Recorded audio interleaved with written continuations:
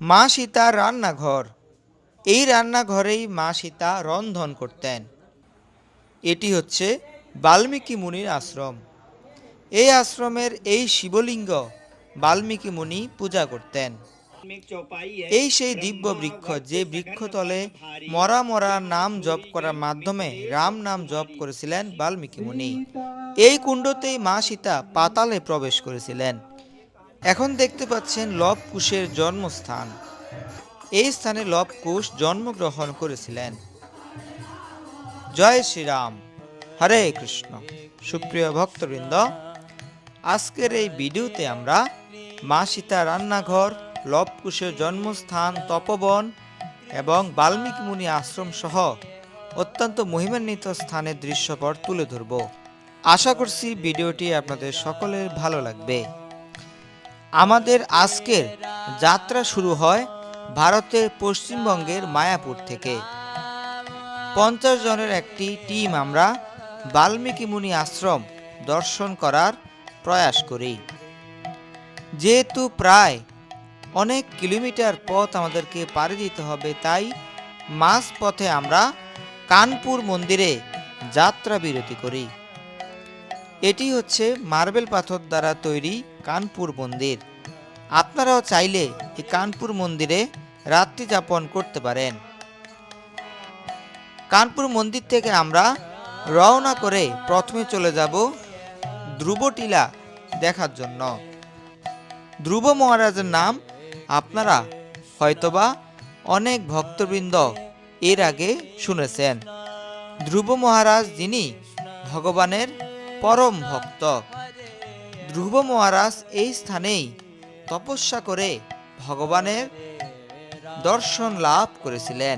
আজও ধ্রুবটিলা রয়েছে, যেটি কানপুরের খুব নিকটেই অবস্থিত। ধ্রুব মহারাজের এই ধ্রুবটিলার পাশে রয়েছে গঙ্গা। গঙ্গা বয়ে গেছে, গঙ্গার ঠিক পাশেই অবস্থিত এই দিব্য স্থান। আমরা সকল তীর্থযাত্রীগণ ধ্রুবটিলার এই মন্দির পরিক্রমা করি। পরিক্রমা শেষে আমরা সকলেই কিছুক্ষণের মধ্যেই যাত্রা করব বাল্মীকি মুনি আশ্রমের উদ্দেশ্যে। ধ্রুব মহারাজ ভগবানের এতটাই প্রিয় ভক্ত ছিলেন যে ভগবান ধ্রুব মহারাজের নামে একটি লোক প্রদান করেছেন, যার নাম ধ্রুবলোক। যারাই বাল্মীকি মুনি আশ্রম দর্শনে আসেন, অধিকাংশ ভক্তবৃন্দ এই স্থানটি দর্শন করেন। পাহাড়ের মধ্যে অনেক উঁচুতে ধ্রুবটিলা অবস্থিত। আমাদের সকলের ধ্রুবটিলা দর্শন শেষ। এখন আমরা এই বাসে করেই পুনরায় যাত্রা করব বাল্মীকি মুনি আশ্রমের উদ্দেশ্যে। প্রত্যেক ভক্তবৃন্দ দেখতে পাচ্ছেন কতটা আনন্দে রয়েছে।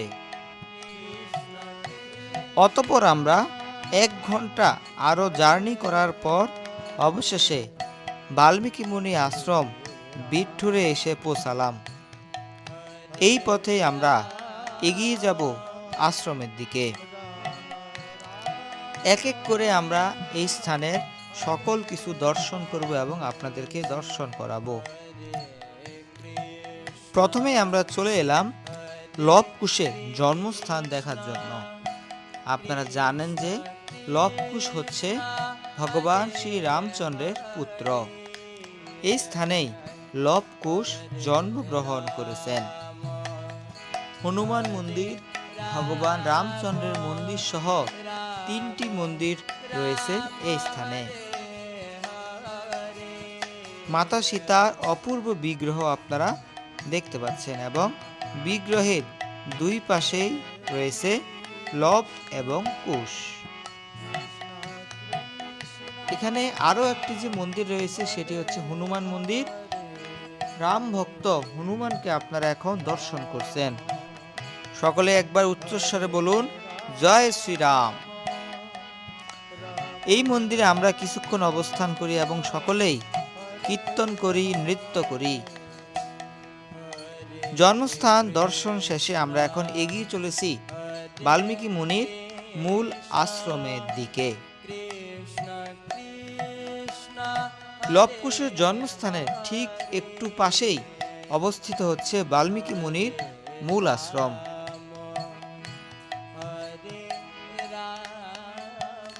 বলতে বলতে আমরা এখন মূল আশ্রমে চলে আসলাম। এখানেও দুইটি মন্দির রয়েছে। একটি মন্দির হচ্ছে যেখানে বাল্মীকি মুনি অবস্থান করতেন, আরেকটি মন্দির হচ্ছে বাল্মীকি মুনির শিব মন্দির। এখানে যে শিবলিঙ্গ দেখতে পাচ্ছেন, এই শিবলিঙ্গের মাঝেই বাল্মীকি মুনি পূজা করতেন, মহাদেবের আরাধনা করতেন। এই আশ্রমে একটি অক্ষয় প্রদীপ সারাক্ষণ জ্বলতেই থাকে। এই প্রদীপ কখনো নিভানো হয় না।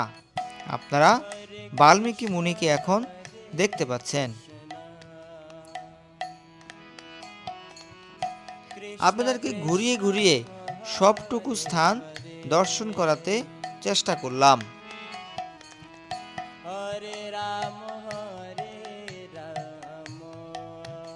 বাল্মীকি মুনি আশ্রম দর্শন শেষে আমরা এখন মা সীতার রান্নাঘর দর্শন করব। সুপ্রিয় ভক্তবৃন্দ, এটি হচ্ছে সীতা মাতার রান্নাঘর। মা সীতা এখানেই রন্ধন করতেন। এখনো আপনি যদি এই স্থান দর্শন করতে যান, গেলে মা সীতার রন্ধনের বিভিন্ন রকম উপকরণ এখানে দেখতে পাবেন।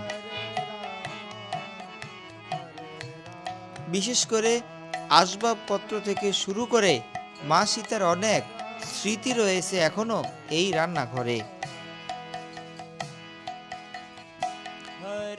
মাতা সীতা রান্নাঘরের ঠিক পাশেই রয়েছে সীতাকুণ্ড।